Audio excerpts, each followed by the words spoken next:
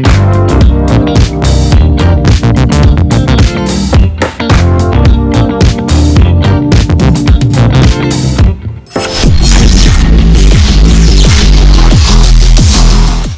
आदाब, सत श्री अकाल। हमदर्द टीवी देखने वाले सारे दर्शकों का स्वागत है जी प्रोग्राम ਇਮੀਗ੍ਰੇਸ਼ਨ ਮੈਟਰਸ ਦੇ ਵਿੱਚ। ਮੈਂ ਹਾਂ ਤਰਨਜੀਤ ਕੌਰ ਘੁੰਮਣ ਹਾਜ਼ਰ ਹਾਂ ਜੀ ਲੈ ਕੇ ਤੁਹਾਡਾ ਆਪਣਾ ਪ੍ਰੋਗਰਾਮ। ਕੈਨੇਡੀਅਨ ਇਮੀਗ੍ਰੇਸ਼ਨ ਦੇ ਵਿੱਚ ਹੁਣ ਤੱਕ ਕੀ ਨਵੀਂ ਅਪਡੇਸ਼ਨ ਆਈ ਹੈ, ਕੀ ਨਵੇਂ ਚੇਂਜਸ ਆਏ ਨੇ, ਇਸ ਵਕਤ ਕੀ ਫਾਈਲਸ ਪ੍ਰੋਸੈਸਿੰਗ ਹੋ ਰਹੀਆਂ ਨੇ ਜਾਂ ਨਹੀਂ ਹੋ ਰਹੀਆਂ, ਅਜਿਹੇ ਕਈ ਸਵਾਲ ਬਹੁਤ ਸਾਰੇ ਲੋਕਾਂ ਦੇ ਜ਼ਿਹਨ ਦੇ ਵਿੱਚ ਨੇ। ਸੋ ਜੇਕਰ ਅੱਜ ਕੈਨੇਡੀਅਨ ਇਮੀਗ੍ਰੇਸ਼ਨ ਸੰਬੰਧੀ ਤੁਹਾਡਾ ਕੋਈ ਸਵਾਲ ਹੈਗਾ, ਸਾਨੂੰ ਲਾਈਵ ਪ੍ਰੋਗਰਾਮ ਵਿੱਚ ਕਾਲ ਕਰ ਸਕਦੇ ਹੋ। ਤੁਹਾਡੇ ਸਵਾਲਾਂ ਦੇ ਜਵਾਬ ਦੇਣ ਲਈ ਤੇ ਹੁਣ ਤੱਕ ਜੋ ਨਵੀਆਂ ਅਪਡੇਸ਼ਨਸ ਆਈਆਂ ਨੇ ਉਹਦੇ ਬਾਰੇ ਜਾਣਕਾਰੀ ਦੇਣ ਲਈ ਸਾਡੇ ਨਾਲ ਜੁੜ ਚੁੱਕੇ ਨੇ ਜੀ ਆਈਸੀਸੀ ਇਮੀਗ੍ਰੇਸ਼ਨ ਤੋਂ ਮਨੂ ਦੱਤਾ ਜੀ। ਬਹੁਤ ਬਹੁਤ ਸਵਾਗਤ ਹੈ sir. Thank you very much Tarn ਜੀ। ਸਭ ਤੋਂ ਪਹਿਲਾਂ ਤਾਂ ਤੁਹਾਨੂੰ ਤੇ ਸਾਰੇ ਵਿਊਅਰਸ ਨੂੰ ਆਈਸੀਸੀ ਇਮੀਗ੍ਰੇਸ਼ਨ ਦੀ ਸਮੁੱਚੀ ਟੀਮ ਵੱਲੋਂ ਐਮਡੀ ਤੇ ਆਰਡੀ ਵੱਲੋਂ ਪਿਆਰ ਭਰੀ ਅਤੇ ਨਿੱਘੀ ਸਤਿ ਸ਼੍ਰੀ ਅਕਾਲ, ਨਮਸਕਾਰ ਤੇ ਆਦਾਬ and thank you very much for having us. ਕੀ ਹਾਲ ਚਾਲ sir? All good Taran, thank you very much. Sir updations ਹਰ ਵਾਰੀ ਆਪਾਂ ਦੇਖਦੇ ਹਾਂ, ਨਵੀਆਂ ਅੱਜ ਕੱਲ ਆ ਰਹੀਆਂ ਨੇ। ਲਾਸਟ ਟਾਈਮ ਵੀ ਜਦੋਂ ਆਪਣੀ ਡਿਸਕਸ਼ਨ ਹੋਈ ਸੀ ਤੇ ਤੁਸੀਂ ਦੱਸ ਰਹੇ ਸੀ ਕਿ ਬਹੁਤ ਛੇਤੀ ਇਮੀਗ੍ਰੇਸ਼ਨ ਮਿਨਿਸਟਰ ਬਣਿਓ, ਨਵੀਆਂ ਅਪਡੇਸ਼ਨਸ ਲਿਆਂਦੀਆਂ ਜਾਣਗੀਆਂ, ਉਹਨਾਂ ਬਾਰੇ ਵੀ ਗੱਲਬਾਤ ਕਰਾਂਗੇ। ਫਿਲਹਾਲ ਜੋ ਅੱਜ ਲੇਟੈਸਟ ਅਸੀਂ ਗੱਲ ਕਰੀਏ ਓਨਟਾਰੀਓ ਪੀਐਨਪੀ ਦੀ ਡਰਾ ਹੋਇਆ, ਕੀ ਰਿਹਾ ਡਰਾ? ਤਰਨ ਅੱਜ 2 ਡਰਾਜ਼ ਆਊਟ ਹੋਏ ਨੇ ਜੀ। ਓਨਟਾਰੀਓ ਪੀਐਨਪੀ ਨੇ 2 ਡਰਾਜ਼ ਪਿਕ ਕੀਤੇ ਨੇ। ਸਭ ਤੋਂ ਪਹਿਲਾਂ ਜਿਹੜਾ ਡਰਾ ਪਿਕ ਕੀਤਾ ਹੈਗਾ ਉਹ ਹੈਗਾ ਫ੍ਰੈਂਚ ਸਪੀਕਿੰਗਸ ਵਾਸਤੇ। ਸੋ ਅਸੀਂ ਪਿਛਲੀ ਵਾਰੀ ਵੀ ਡਿਸਕਸ ਕਰ ਰਹੇ ਸੀ ਕਿ ਬਿਕੋਜ਼ ਐਵਰੀ ਪ੍ਰੋਵਿੰਸ ਵਾਂਟਸ ਕਿ ਉਹਨਾਂ ਦੇ ਫ੍ਰੈਂਚ ਸਪੀਕਿੰਗ ਨੰਬਰਸ, ਉਹਨਾਂ ਦੇ ਫ੍ਰੈਂਕੋਫੋਨ ਨੰਬਰਸ ਉੱਪਰ ਜਾਣ। ਸੋ ਉਹਦੇ ਕਰਕੇ ਹੀ ਇਸ ਡਰਾ ਨੂੰ ਟਾਰਗੇਟ ਕੀਤਾ ਗਿਆ ਹੈ। ਐਂਡ ਸੈਕੰਡ ਜਿਹੜਾ ਅੱਜ ਡਰਾ ਆਊਟ ਹੋਇਆ ਜੀ, ਉਹ ਆਊਟ ਹੋਇਆ ਹੈਗਾ ਟ੍ਰੇਡਸ ਵਾਸਤੇ, ਜਿਨ੍ਹਾਂ ਦੇ ਕੋਲ ਟ੍ਰੇਡਸ ਦਾ ਐਕਸਪੀਰੀਅੰਸ ਹੈਗਾ। ਟ੍ਰੇਡਸ ਹੋ ਗਏ, ਕੁਕਸ ਹੋ ਗਏ, ਸ਼ੈਫਸ ਹੋ ਗਏ, ਬੇਕਰਸ ਹੋ ਗਏ, ਇਲੈਕਟ੍ਰੀਸ਼ੀਅਨਸ, ਪਲੰਬਰਸ, ਟੈਕਨੀਸ਼ੀਅਨਸ, ਉਹ ਸਾਰੇ ਟ੍ਰੇਡਸ ਦੇ ਵਿੱਚ ਫਾਲ ਕਰਦੇ ਨੇ। ਸੋ 436 ਜਿਨ੍ਹਾਂ ਦਾ ਸਕੋਰ ਸੀਗਾ ਉਹਨਾਂ ਨੂੰ ਅੱਜ ਇਨਵੀਟੇਸ਼ਨ ਦਿੱਤਾ ਗਿਆ ਹੈਗਾ। So good news. ਤੇ ਸਰ ਕਿੰਨੇ ਇਨਵੀਟੇਸ਼ਨਸ ਟੋਟਲੀ ਤੁਸੀਂ ਦੱਸਿਆ? ਹਲੇ Tarn total number of invitation ਜਿੰਨੇ ਦਿੱਤੇ ਗਏ ਨੇ ਉਹ ਹਲੇ ਅਪਡੇਟ ਨਹੀਂ ਆਈ ਹੈ, ਬਟ ਹਲੇ ਉਹਨਾਂ ਨੇ ਸਿਰਫ ਇਹ ਦਿੱਤਾ ਕਿ 436 and above would be given a invitation. Sir finally Ontario PNP ਦੇ ਬਾਰੇ ਵੀ ਜਿਹੜੇ ਕਈ ਆਸਾਂ ਲਾਈ ਬੈਠੇ ਸੀ, ਐਟਲੀਸਟ ਇਹ ਟ੍ਰੇਡ ਦੇ ਵਿੱਚ ਜਿਨ੍ਹਾਂ ਦੇ ਆਉਣਗੇ ਕਾਫੀ ਥੋੜੀ ਜਿਹੀ ਰਾਹਤ ਤਾਂ ਜ਼ਰੂਰ ਮਿਲੇਗੀ, ਕਿਉਂਕਿ ਅਜੇ ਤੱਕ ਐਕਸਪ੍ਰੈਸ ਐਂਟਰੀ ਜੇ ਅਸੀਂ ਗੱਲ ਕਰੀਏ ਫੈਡਰਲ ਲੈਵਲ ਦੀ, ਉਹਦਾ ਅਜੇ ਡਰਾ ਨਹੀਂ ਆਇਆ। ਤਰਨ ਜੀ ਸੋ ਟਰੂ, ਬਿਕੋਜ਼ ਤੁਹਾਨੂੰ ਯਾਦ ਹੋਏਗਾ ਲਾਸਟ ਦਸੰਬਰ ਦੇ ਵਿੱਚ ਵੀ ਇੱਕ ਡਰਾ ਹੋਇਆ ਸੀਗਾ, ਦਸੰਬਰ ਆਫ 2019 ਦੇ ਵਿੱਚ ਵੀ ਉਹੀ ਟਾਰਗੇਟ ਟ੍ਰੇਡਸ ਨੂੰ ਕਰਕੇ ਕੀਤਾ ਗਿਆ ਸੀਗਾ। ਐਂਡ ਉਹਦੇ ਵਿੱਚ ਵੀ ਤਕਰੀਬਨ 1250-1300 ਇਨਵੀਟੇਸ਼ਨ ਦਿੱਤੇ ਗਏ ਸੀਗੇ। ਸੋ ਕਾਫੀ ਸਾਰੇ ਬੱਚੇ ਜਿਹੜੇ ਰੋਜਰਸ ਦੇ ਵਿੱਚ ਟੈਕਨੀਕਲ ਪੋਜੀਸ਼ਨਸ ਤੇ ਕੰਮ ਕਰ ਰਹੇ ਨੇ, ਬੈਲ ਦੇ ਵਿੱਚ ਕੰਮ ਕਰ ਰਹੇ ਨੇ ਜਾਂ ਕਿਸੇ ਹੋਰ ਇਹੋ ਜਿਹੀ ਕੰਪਨੀ ਦੇ ਵਿੱਚ ਕੰਮ ਕਰ ਰਹੇ ਨੇ, ਟੈਲੀਕਮਿਊਨੀਕੇਸ਼ਨ ਟੈਕਨੀਸ਼ੀਅਨ ਦੇ ਵਿੱਚ ਜਾਂ ਕਿਸੇ ਹੋਰ ਤੌਰ ਤੇ, ਦੇ ਵਰ ਰੀਅਲੀ ਫੋਕਸਡ ਕਿ ਆਹ ਡਰਾ ਆਉਣਾ ਚਾਹੀਦਾ ਹੈਗਾ। ਸੋ ਫਾਈਨਲੀ ਵੀ ਹੈਵ ਦਿਸ ਡਰਾ। I think it is a good news and hopefully 1000 plus invitations ਅੱਜ ਦਿੱਤੇ ਗਏ ਹੈਗੇ ਨੇ ਇਹਨਾਂ ਟ੍ਰੇਡ ਦੇ ਵਿੱਚ। ਜੀ ਬਿਲਕੁਲ। ਤੇ ਸਰ ਜੇ ਆਪਾਂ ਫੈਡਰਲ ਗੱਲ ਕਰੀਏ, ਫੈਡਰਲ ਡਰਾ ਦੀ ਇਸ ਵਾਰੀ ਅਜੇ ਤੱਕ ਨਹੀਂ ਉਹ ਨਿਕਲਿਆ, ਵੇਟ ਕੀਤੀ ਜਾ ਰਹੀ ਸੀ। ਅੱਜ ਇੱਕ ਹੋਰ ਵੈਨਸਡੇ ਆਲਮੋਸਟ ਲੰਘਣ ਲੱਗਿਆ ਵਾ, ਤੇ ਇਹਦਾ ਕੀ ਕਾਰਨ ਹੈ ਕਿ ਇਹਦੇ ਵਿੱਚ ਇੰਨੀ ਡਿਲੇ ਹੋ ਰਹੀ ਹੈ? ਤੁਹਾਨੂੰ ਯਾਦ ਹੋਏਗਾ ਕਿ ਲਾਸਟ ਵੀਕ ਤੋਂ ਲਾਸਟ ਵੈਨਸਡੇ ਤੋਂ ਪਹਿਲਾਂ ਵੀ ਹੈਡ ਸਮ ਨਿਊ ਨਿਊਜ਼ ਕਿ ਫ੍ਰੈਂਕੋਫੋਨ ਸਪੀਕਿੰਗ ਫ੍ਰੈਂਚ ਸਪੀਕਿੰਗਸ ਦੇ ਨੰਬਰ ਜਿਹੜੇ ਹੈਗੇ ਨੇ ਉਹ ਵਧਾਏ ਗਏ ਨੇ। ਜਿਨ੍ਹਾਂ ਦੇ ਕੋਲ ਇੱਕ ਕਮਿਊਨੀਕੇਸ਼ਨ ਅੱਛੀ ਹੈਗੀ ਹੈ, ਜਿਨ੍ਹਾਂ ਨੇ ਟੈਫ ਦਿੱਤਾ ਹੈਗਾ, ਉਹਨਾਂ ਨੂੰ ਐਕਸਟਰਾ ਪੁਆਇੰਟਸ ਦਿੱਤੇ ਜਾਣਗੇ, 20 ਤੋਂ 30 ਪੁਆਇੰਟਸ ਐਕਸਟਰਾ ਦਿੱਤੇ ਜਾਣਗੇ ਉਹਨਾਂ ਦੇ ਸਕੋਰਸਿੰਗ ਦੇ ਉੱਤੇ। ਸੋ ਉਹ ਅਪਡੇਟ ਹੋ ਰਿਹਾ ਸੀਗਾ। That is the reason we did not have a draw last time. October ਦੇ ਮਹੀਨੇ ਦੇ ਵਿੱਚ ਵੀ ਸੌ ਜਸਟ ਵਨ ਡਰਾ। ਨਵੰਬਰ ਆ ਗਿਆ ਹੈਗਾ, ਵੀ ਆਰ ਐਕਸਪੈਕਟਿੰਗ ਕਿ 2 ਡਰਾਜ਼ ਸਾਈਮਲਟੇਨੀਅਸਲੀ ਆਣਗੇ and hopefully we get good numbers this time. Sir numbers ਦੇ ਨਾਲ ਤੁਹਾਨੂੰ ਕੀ ਲੱਗ ਰਿਹਾ ਕਿ ਇਸ ਵਾਰੀ ਪੁਆਇੰਟਸ ਜਿਹੜੇ ਨੇ ਉਹ ਰੇਜ਼ ਹੋਣਗੇ ਜਾਂ ਥੋੜੇ ਜਿਹੇ ਨੀਚੇ ਜਾਣਗੇ? ਤਰਨ ਇਹ ਅਸੂਲ ਹੈਗਾ ਜੀ, ਜਦੋਂ ਵੀ ਡਰਾ ਮਿਸ ਹੁੰਦਾ ਤੇ ਸਕੋਰ ਉੱਪਰ ਜਾਂਦਾ ਹੈਗਾ। ਸੋ ਇੱਕ ਡਰਾ ਮਿਸ ਹੋਇਆ, ਸੋ almost 3 weeks ਹੋ ਗਏ ਨੇ, we have not seen a draw। तो मेरी एंटीसिपेशन हैगी 475 ਦੇ ਆਸ-ਪਾਸ ਜਾਂ ਉਸ ਤੋਂ ਉੱਪਰ ਡਰਾ ਜਾਣਾ ਚਾਹੀਦਾ ਹੈ। 470 ਪਲੱਸ ਐਕਸਪ੍ਰੈਸ ਐਂਟਰੀ ਦਾ ਡਰਾ ਜਾ ਰਿਹਾ। ਉਧਰੋਂ ਦੂਜੀ ਸਾਈਡ ਅਸੀਂ ਦੇਖੀਏ ਐਲਬਰਟਾ ਸਾਈਡ ਤੇ ਐਲਐਮਆਈਐਸ ਨੂੰ ਲੈ ਕੇ ਇਹਨਾਂ ਰੌਲਾ ਪੈ ਰਿਹਾ ਵਾ। ਸਟੂਡੈਂਟਸ ਵਿਚਾਰੇ ਕਰਨ ਤਾਂ ਕੀ ਕਰਨ? ਕਰਨ ਯੂ ਆਰ ਰਾਈਟ। ਅਸੀਂ ਲਾਸਟ ਟਾਈਮ ਗੱਲ ਕੀਤੀ ਸੀਗੀ ਓਨਟਾਰੀਓ ਐਲਬਰਟਾ ਪੀਐਨਪੀ ਨੇ, ਬਿਕੋਜ਼ ਉੱਥੇ government the, provincial government and federal government the agreement ਹੋਇਆ ਕਿ they will refuse a few LMI applications। ਉਹ ਨੰਬਰ ਹਾਲੇ 800 ਤੋਂ ਲੈ ਕੇ 1450 ਦੇ ਆਸ-ਪਾਸ ਦੱਸਿਆ ਜਾ ਰਿਹਾ, ਬਟ ਹੋ ਸਕਦਾ ਹੈ ਇਹ ਨੰਬਰ ਹੋਰ ਵੀ ਵਧੇ। ਉਹਦਾ ਰੀਜ਼ਨ ਹੈਗਾ they want Ontario government Alberta government wants that they should keep all the jobs for local Albertans। ਸੋ ਇਹੀ ਰੀਜ਼ਨ ਹੈਗਾ ਕਿ ਆਹ ਐਗਰੀਮੈਂਟ ਰੀਚ ਕੀਤਾ ਗਿਆ ਹੈਗਾ। ਯੂ ਆਰ ਰਾਈਟ ਕਿ ਬੱਚੇ ਕੀ ਕਰਨ, ਬੱਚਾ they have to think twice ਕਿ ਕਿਹੜੀ ਆਪਸ਼ਨਸ ਉਹਨਾਂ ਵਾਸਤੇ ਹੋਣੀਆਂ ਚਾਹੀਦੀਆਂ। ਅੱਜ ਮੈਂ ਕਾਫੀ ਸਟੂਡੈਂਟਸ ਨਾਲ ਗੱਲ ਕੀਤੀ ਹੈ ਜਿਹੜੇ ਅਲਬਰਟਾ ਦੇ ਵਿੱਚ ਬੈਠੇ ਹੋਏ ਸੀਗੇ ਐਂਡ ਦੇ ਵਰ ਵੇਟਿੰਗ ਫॉर LMIAs ਜਾਂ ਕਿਸੇ ਦੀ LMIA ਪ੍ਰੋਸੈਸ ਦੇ ਵਿੱਚ ਸੀਗੀ ਜਾਂ ਕਿਸੇ ਦੇ ਵਰਕ ਪਰਮਿਟ ਪ੍ਰੋਸੈਸ ਦੇ ਵਿੱਚ ਸੀਗਾ ਐਂਡ ਉਹਨਾਂ ਦਾ ਅਲਬਰਟਾ PNP ਰੁਕਿਆ ਹੋਇਆ because of no status. So technically ਜਦ ਤੱਕ ਉਹਨਾਂ ਕੋਲ ਸਟੇਟਸ ਨਹੀਂ ਆਏਗਾ ਦੇ ਵੁੱਡ ਉਹਨਾਂ ਦੀ application for PNP would not get through. So uh inhibitions ਆ ਰਹੀਆਂ, ਆ ਚੀਜ਼ਾਂ ਕਾਫੀ ਸਾਰੀਆਂ ਕਾਫੀ ਸਟੂਡੈਂਟਸ ਨੂੰ ਇੰਪੈਕਟ ਕਰ ਰਹੀਆਂ ਹੈਗੀਆਂ। Let's see how things open up, but ਬੱਚਿਆਂ ਨੂੰ ਇੱਕੋ ਚੀਜ਼ ਕਿ they should have a plan B। ਅਸੀਂ ਹਮੇਸ਼ਾ ਗੱਲ ਕਰਦੇ ਹਾਂ ਕਿ ਪਲਾਨ B A ਦੇ ਉੱਤੇ ਕੰਸਨਟਰੇਟ ਨਾ ਕਰੀ ਜਾਓ ਕਿ ਆਹੀ ਚੀਜ਼ ਮੇਰੇ ਵਾਸਤੇ ਹੈਗੀ ਹੈ। ਪਲਾਨ B ਤੁਹਾਡੇ ਕੋਲ ਜ਼ਰੂਰ ਹੋਣਾ ਚਾਹੀਦਾ ਹੈ। ਜੇ if not Alberta then what other provinces do I have? would it Nova Scotia be better? Would New Brunswick be better? Manitoba, Saskatchewan ਕਿਹੜੀ ਆਪਸ਼ਨ ਮੇਰੇ ਵਾਸਤੇ ਬੈਸਟ ਵਰਕ ਕਰ ਸਕਦੀ ਹੈ? ਸੋ ਬੱਚਿਆਂ ਨੂੰ ਪਲਾਨ B ਜ਼ਰੂਰ ਉਹਦੇ ਉੱਤੇ ਵਰਕ ਕਰੋ and do not leave this option till the last, ਜਦੋਂ ਤੁਸੀਂ ਪ੍ਰੋਬਲਮ ਦੇ ਵਿੱਚ ਆਓ। think about it well in advance and ਜੇ ਤੁਸੀਂ ਤੁਹਾਡੇ ਕੋਲ ਹਲੇ ਵੀ ਸਾਲ ਪਲੱਸ ਪਿਆ ਹੈਗਾ and you are looking for options, you can always get in touch with ICC Immigration। Tarn ਸਾਡੇ ਕੋਲ 50 plus opportunities ਆਈਆਂ ਜੀ। 50 opportunities ਆਈਆਂ ਸਾਡੇ ਕੋਲ Nova Scotia, New Brunswick and ਨਿਊ ਫਾਊਂਡਲੈਂਡ ਦੀ ਹਸਪਿਟੈਲਿਟੀ ਸੈਕਟਰ ਦੀਆਂ ਆਪਸ਼ਨਸ ਹੈਗੀਆਂ ਜਿੱਥੇ ਤੁਸੀਂ ਜਾ ਕੇ 1 ਸਾਲ ਕੰਮ ਕਰਨ ਤੋਂ ਬਾਅਦ ਐਂਡ ਕੁਝ ਇੰਸਟੈਂਸਿਸ ਦੇ ਵਿੱਚ ਇਵਨ 1 ਸਾਲ 6 ਮਹੀਨੇ ਕੰਮ ਕਰਨ ਤੋਂ ਬਾਅਦ ਤੁਸੀਂ PNP ਵਾਸਤੇ ਜਾਂ AAPP ਵਾਸਤੇ ਕੁਆਲੀਫਾਈ ਕਰ ਸਕਦੇ ਹੋ। ਉਹਦੇ ਵਾਸਤੇ ਆ ਸਾਰੀਆਂ ਜੌਬ ਜਿਹੜੀਆਂ ਹੈਗੀਆਂ ਹਸਪਿਟੈਲਿਟੀ ਸੈਕਟਰ ਦੀਆਂ ਹੈਗੀਆਂ, ਰੈਸਟੋਰੈਂਟ ਦੀਆਂ ਜੌਬ ਹੈਗੀਆਂ ਜਾਂ ਹੋਟਲਸ ਦੀਆਂ ਜੌਬ ਹੈਗੀਆਂ ਐਂਡ ਸਾਰੀਆਂ ਜੌਬਸ ਜਾਂ ਤੇ ਤੁਹਾਨੂੰ PNP ਵਾਸਤੇ ਕੁਆਲੀਫਾਈ ਕਰਾਉਣਗੀਆਂ ਜਾਂ AAPP ਮਤਲਬ ਡੈਜ਼ਿਗਨੇਟਿਡ EMPLOYER ਹੈਗਾ ਆ। ਜੇ ਤੁਹਾਨੂੰ NOC ਜੌਬ ਮਿਲਦੀ ਪਈ ਹੈ ਤੇ ਉਹ ਡੈਜ਼ਿਗਨੇਟਿਡ EMPLOYER ਹੈ ਜਿਹੜਾ ਤੁਹਾਨੂੰ ਕੁਆਲੀਫਾਈ ਕਰਾਏਗਾ। ਜੇ NOC B ਹੈਗੀ ਹੈ ਤਾਂ ਵੀ ਤੁਸੀਂ 1 ਸਾਲ ਬਾਅਦ ਤੁਸੀਂ ਵੈਸੇ ਕੁਆਲੀਫਾਈ ਕਰ ਜਾਓਗੇ। ਐਂਡ ਉੱਥੇ ਇੱਕ ਚੀਜ਼ ਕਿ ਉੱਥੇ ਤੁਹਾਨੂੰ you don't need a very high IELTS scores, ਉੱਥੇ 6 ਬੈਂਡਸ ਵੀ ਹੋਣ ਬਟ ਤੁਹਾਡੀ ਇੰਟੈਂਸ਼ਨ ਹੋਵੇ ਉਹਨਾਂ ਸੂਬਿਆਂ ਦੇ ਵਿੱਚ ਸੈਟਲ ਹੋਣ ਦੀ ਤੇ you can easily qualify under PNP ਔਰ AAPP। ਸੋ ਇਨਫੋਰਮੇਸ਼ਨ ਲੈਣ ਵਾਸਤੇ ਆਪਣੇ CV ਸਾਨੂੰ ਫਾਰਵਰਡ ਕਰ ਦਿਓ, ਅਸੀਂ ਤੁਹਾਡੀ ਇੰਟਰਵਿਊ ਕਰਵਾਵਾਂਗੇ and if your interview goes through go and work with that EMPLOYER and you will qualify. But 50 opportunities ਹੈਗੀਆਂ ਉਹਦੇ ਵਾਸਤੇ you have to be active and send your CV right away. ਇਸ ਤਰ੍ਹਾਂ ਨਾ ਹੋਵੇ ਕਿ ਟਾਈਮ ਨਿਕਲ ਜਾਵੇ ਐਂਡ ਓਪਰਚੁਨਿਟੀ ਜੇ ਤੁਹਾਨੂੰ ਚਾਹੀਦੀ ਹੈਗੀ ਤੇ ਉਹ ਨਿਕਲ ਜਾਵੇ। ਬਿਲਕੁਲ ਜੀ, ਵੈਸੇ ਵੀ ਜਿਹੜੇ ਪੋਸਟ ਗ੍ਰੈਜੂਏਟ ਵਰਕ ਪਰਮਿਟ ਇਸ ਵਕਤ ਹੈਗਾ ਸਮਾਂ ਵੇਸਟ ਨਾ ਕਰੋ ਤੇ ਜਿਹੜੀਆਂ ਇਸ ਵਕਤ ਓਪਰਚੁਨਿਟੀਜ਼ ਮਿਲਦੀਆਂ ਨੇ ਉਹਨਾਂ ਨੂੰ ਗ੍ਰੈਬ ਕਰਨ ਦੀ ਕੋਸ਼ਿਸ਼ ਕਰੋ। ਸਰ ਟਾਰਗੇਟਸ ਦੀ ਗੱਲ ਕਰੀਏ ਤਾਂ ਸਰਕਾਰ ਵੱਲੋਂ ਨਵੇਂ ਟਾਰਗੇਟਸ ਵੀ ਐਲਾਨੇ ਗਏ ਨੇ, ਮੈਂ ਚਾਹਾਂਗੀ ਉਹਨਾਂ ਦੇ ਬਾਰੇ ਵੀ ਆਪਾਂ ਥੋੜੀ ਬਹੁਤ ਗੱਲਬਾਤ ਜ਼ਰੂਰ ਕਰ ਲਈਏ। ਕਰਨ ਇਸ ਸਾਲ ਦਾ ਜਿਹੜਾ ਟਾਰਗੇਟ ਹਰ ਸਾਲ ਦਾ ਤਕਰੀਬਨ ਅਸੀਂ ਟਾਰਗੇਟ ਦੇਖਦੇ ਆ ਰਹੇ ਹਾਂ ਉਹ 3.5 ਲੱਖ ਦੇ ਆਸ-ਪਾਸ ਇਮੀਗ੍ਰੈਂਟਸ ਨੂੰ ਟਾਰਗੇਟ ਕੀਤਾ ਜਾਂਦਾ। 3,50,000, 3,60,000, 3,65,000। 2022 ਦਾ ਜਿਹੜਾ 2021, 22 ਐਂਡ 23 ਦੇ ਜਿਹੜੇ ਟਾਰਗੇਟਸ ਆਏ ਨੇ ਉਹ ਅਮੇਜ਼ਿੰਗ ਟਾਰਗੇਟਸ ਆਏ ਨੇ। ਪਹਿਲੀ ਗੱਲ ਤਾਂ ਪਹਿਲੇ 21 ਦੇ ਵਿੱਚ ਜਿਹੜਾ ਟਾਰਗੇਟ ਟੀਚਾ ਗਿਆ ਹੈ ਉਹ ਹੈਗਾ 4,01,000 ਇਮੀਗ੍ਰੈਂਟਸ ਦਾ ਫॉर 2021। ਇਸੇ ਤਰ੍ਹਾਂ 4,11,000 ਫॉर 22 ਐਂਡ 4,21,000 ਫॉर 23। ਇਹ ਜਿਹੜਾ 4 ਲੱਖ ਪਲੱਸ ਫਿਗਰ ਆਈ ਹੈ ਨਾ ਤਰਨ, ਇਹ ਤਕਰੀਬਨ 70 ਸਾਲ ਦੇ ਬਾਅਦ ਆਈ ਹੈ। 70 ਸਾਲ ਪਹਿਲਾਂ ਇਹੋ ਜਿਹੇ ਟਾਰਗੇਟਸ ਅਚੀਵ ਕੀਤੇ ਗਏ ਸੀਗੇ। ਉਸ ਤੋਂ ਬਾਅਦ 2020 ਦੇ ਵਿੱਚ ਹੁਣ 70 ਸਾਲ ਦੇ ਬਾਅਦ ਇਹ ਟਾਰਗੇਟਸ ਅਚੀਵ ਵੱਲ ਫੋਕਸ ਕੀਤਾ ਜਾ ਰਿਹਾ। ਰੀਜ਼ਨ ਇੱਕੋ ਹੀ ਹੈਗਾ ਕਿ ਇਮੀਗ੍ਰੇਸ਼ਨ ਮਿਨਿਸਟਰ ਨੇ ਐਂਡ ਸਿਟੀਜ਼ਨਸ਼ਿਪ ਐਂਡ ਇਮੀਗ੍ਰੇਸ਼ਨ ਨੇ ਕਿਹਾ ਕਿ ਕੈਨੇਡਾ ਦੀ ਰਿਕਵਰੀ ਦਾ ਪਲਾਨ ਹੀ ਇਮੀਗ੍ਰੈਂਟਸ ਦੇ ਉੱਤੇ ਡਿਪੈਂਡ ਕਰਦਾ ਹੈਗਾ। ਜਿੰਨੇ ਇਮੀਗ੍ਰੈਂਟ ਆਣਗੇ ਉਹਨਾਂ ਰਿਕਵਰੀ ਕੈਨੇਡਾ ਦੀ ਇਕਨੋਮਿਕ ਰਿਕਵਰੀ ਫਾਸਟਰ ਹੋਏਗੀ। ਉਹਦੇ ਦੋ ਰੀਜ਼ਨਸ ਹੈਗੇ ਨੇ। ਜਦੋਂ ਵੀ ਇਮੀਗ੍ਰੈਂਟ ਆਂਦਾ ਹੈ ਜਾਂ ਜਿਹੜਾ ਬਿਜ਼ਨਸਮੈਨ ਆਂਦਾ ਹੈਗਾ ਉਹ ਇੱਕ positive vibes, positive energies and ਇੱਕ ਡਿਫਰੈਂਟ ਇੰਥੂਜ਼ੀਆਜ਼ਮ ਲੈ ਕੇ ਆਂਦਾ ਹੈਗਾ। ਦੂਸਰਾ ਜੇ ਬਿਜ਼ਨਸਮੈਨ ਆ ਰਿਹਾ ਜਾਂ ਸਕਿਲਡ ਵਰਕਰ ਆ ਰਿਹਾ ਤੇ ਸਾਡੀਆਂ ਲੋਕਲ ਜੌਬਸ ਜਿਹੜੀਆਂ ਸਾਡੀ ਵੇਕੈਂਟ ਪਈਆਂ ਹੈਗੀਆਂ ਉਹ ਫੁੱਲਫਿਲ ਹੋ ਰਹੀਆਂ, ਲੋਕਲ ਬਿਜ਼ਨਸਮੈਨ ਦੀ ਆਪਸ਼ਨ ਨਿਕਲ ਕੇ ਆ ਰਹੀਆਂ। ਇਮੀਗ੍ਰੇਸ਼ਨ ਨੂੰ ਲੈ ਕੇ ਕੁਝ ਲੋਕ ਇਹ ਵੀ ਕਹਿੰਦੇ ਨੇ ਕਿ ਜਦੋਂ ਨਵੇਂ ਇਮੀਗ੍ਰੈਂਟਸ ਆਉਂਦੇ ਆ ਤਾਂ ਲੋਕਲ ਲੋਕਾਂ ਦੀ ਜਿਹੜੀ ਜੌਬ ਆ ਉਹ ਜਾਂਦੀ ਹੈ। ਸੋ ਇਹ ਕਿਵੇਂ ਤੁਸੀਂ ਇਸ ਚੀਜ਼ ਨੂੰ ਡਿਫਾਈਨ ਕਰੋਗੇ? ਇੱਕ ਪਾਸੇ ਸਰਕਾਰ 4 ਲੱਖ ਤੋਂ ਪਲੱਸ ਜਿਹੜੀ ਆ ਇਮੀਗ੍ਰੈਂਟਸ ਨੂੰ ਬੁਲਾਉਣ ਦਾ ਟੀਚਾ ਰੱਖ ਰਹੀ ਆ, ਇੱਥੋਂ ਦੇ ਕੁਝ ਲੋਕ ਇਹ ਜਿਹੇ ਨੇ ਜਿਹੜੇ ਚਾਹੁੰਦੇ ਨਹੀਂ ਕਿ ਇਮੀਗ੍ਰੈਂਟਸ ਆਉਣ ਕਿਉਂਕਿ ਉਹਨਾਂ ਦੀਆਂ ਜੌਬਸ ਵਗੈਰਾ ਜਾਂਦੀਆਂ ਨੇ ਇਸ ਕਰਕੇ। ਕਰਨ ਲੋਕਲ ਜੌਬਸ ਕਦੀ ਵੀ ਨਹੀਂ ਜਾਂਦੀਆਂ। ਜਦੋਂ ਵੀ ਇਹ ਟਾਰਗੇਟ ਰੱਖੇ ਜਾਂਦੇ ਨੇ ਫੈਡਰਲ ਗਵਰਨਮੈਂਟ ਹਰ ਪ੍ਰੋਵਿੰਸ ਦੇ ਨਾਲ ਐਂਡ ਕਾਫੀ ਸਾਰੀ ਮਿਊਨਿਸਪੈਲਿਟੀਜ਼ ਨਾਲ ਬੈਠ ਕੇ ਡਿਸਕਸ਼ਨਸ ਕਰਦੀ ਹੈ ਐਂਡ ਉਹ ਡਿਸਕਸ਼ਨਸ ਤੋਂ ਬਾਅਦ ਇਹ ਸਟੈਟਸ ਨਿਕਲ ਕੇ ਆਉਂਦੇ ਨੇ ਕਿ ਸਾਨੂੰ ਇੰਨੇ ਇਮੀਗ੍ਰੈਂਟਸ ਚਾਹੀਦੇ ਨੇ। So that is how they have finally reach this figure for 21, 22 and 23 and ਇੱਕੋ ਚੀਜ਼ ਜਦੋਂ ਵੀ ਇਮੀਗ੍ਰੈਂਟ ਆਏਗਾ ਉਹ ਇੱਕ ਨਵੀਂ ਵਾਈਬਸ ਲੈ ਕੇ ਆਏਗਾ ਐਂਡ ਜਿਹੜੇ ਐਗਜ਼ਿਸਟਿੰਗ ਬਿਜ਼ਨੈਸਸ ਹੈਗੇ ਜਿਹੜੇ ਸ਼ਾਰਟਫਾਲ ਆਫ ਲੇਬਰ ਹੈਗੇ ਨੇ ਉਹਨਾਂ ਨੂੰ ਫੁੱਲਫਿਲ ਕਰੇਗਾ।